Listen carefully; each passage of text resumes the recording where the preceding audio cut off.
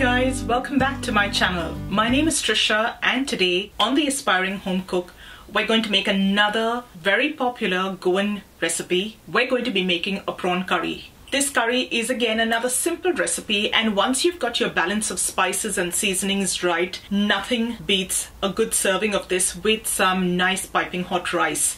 If you've been to Goa or to a really good Goan restaurant or a Goan household and had one of these truly beautifully made prawn curries, you'll know exactly what I'm talking about. Every household has their own twist on this recipe. This is my mother's recipe that I'm going to be sharing with you today, and I hope you enjoy it as much as we do. Before we move on to the recipe, if you haven't done so already, please subscribe to my channel. Once you do that, click on that little bell icon right next to it so that you get notified every time I upload a new video. Apart from this beautiful Goan prawn curry that I'm sharing with you today, I've got a whole bunch of other Goan recipes that I've already shared before, and will be sharing a few more with you in days to come as well. I'll leave a link to that playlist for you right here so that you can go check those out too. Now, if you've never worked with fresh prawns before, I've also got another video on how to clean prawns. I'll leave that link as well for you right here. So let's go on over to the kitchen and make a delicious prawn curry. For the curry, we're going to start off by prepping our prawns. I've peeled, deveined half a kilo's worth of prawns, and I'm going to season it with a little bit of salt. Don't go too crazy with the salt here. You just want a little bit at this stage. We'll add more to the curry. I'm going to give it a little spritz of lemon juice. And I'm just going to add a dash of some vinegar to the prawns, about a teaspoon's worth. And I'm just going to toss everything really well. And I'm going to set this aside while I work on my spice paste or masala. For my masala, I've got about half a cup's worth of grated coconut, 6 red chillies, these are Kashmiri chillies which are fairly mild, 2 large cloves of garlic, 1 tablespoon of coriander seeds, a quarter teaspoon of peppercorns, half a teaspoon of cumin seeds, and a quarter teaspoon of turmeric powder.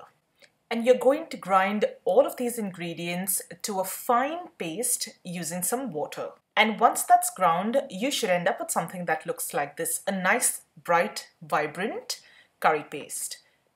This is a little runny compared to other curry pastes, but I find that that works best. Now for the actual base of our curry, we're going to use half a small onion chopped.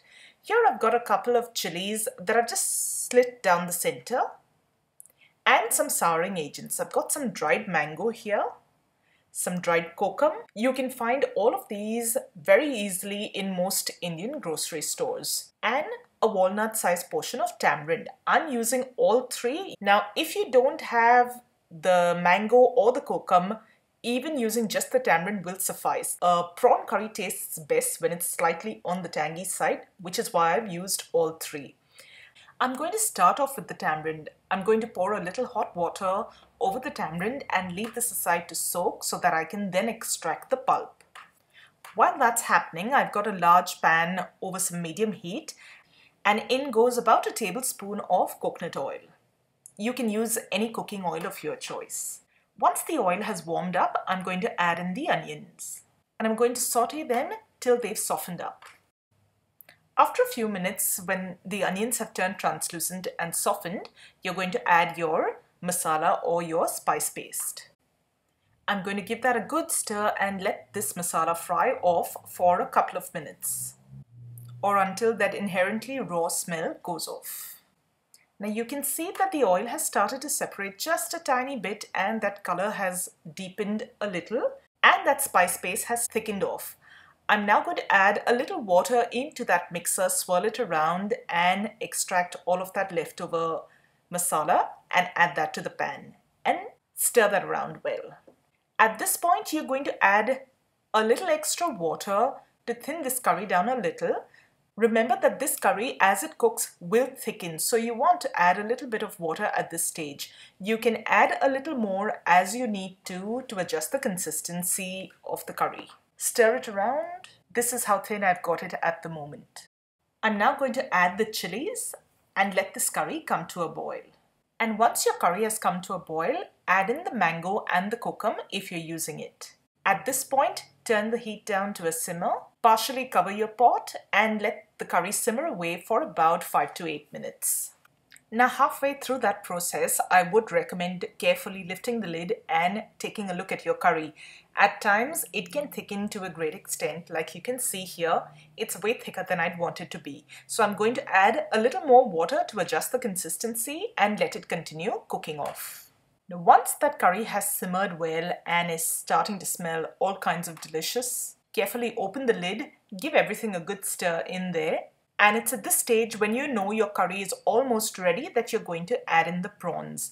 The prawns barely take a couple of minutes to cook, not more than that, depending on the size of the prawns, obviously. So you're going to add the prawns to your curry only at the very end and cook them till they're just cooked through and beautiful and juicy. Overcooking the prawns makes them really rubbery and chewy, and you really don't want that. Once the prawns have gone in, you're going to give it a gentle stir, just making sure that those prawns are submerged in that curry a little. And you can see that almost instantly, as I'm stirring it around, the prawns have started to cook off and curl up a little. Now at this point, I'm going to extract my tamarind paste. I'm just going to press that down between my fingers and get rid of any fibers or pieces of shell or seeds from that chunk of tamarind. Now, before you add the tamarind, it's a good idea to taste that curry once the prawns have sort of cooked off.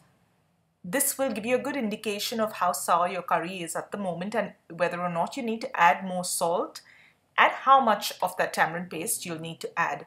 All of these souring agents like your mango, your kokum and the tamarind have different levels of sourness. So you want to make sure that you're tasting your curry as you go so that you get just the right balance. My curry needs a little bit of salt. The salt that was added to the prawns hasn't sufficed. So I'm going to go in with a little more salt here and some of that tamarind paste. Stir everything through.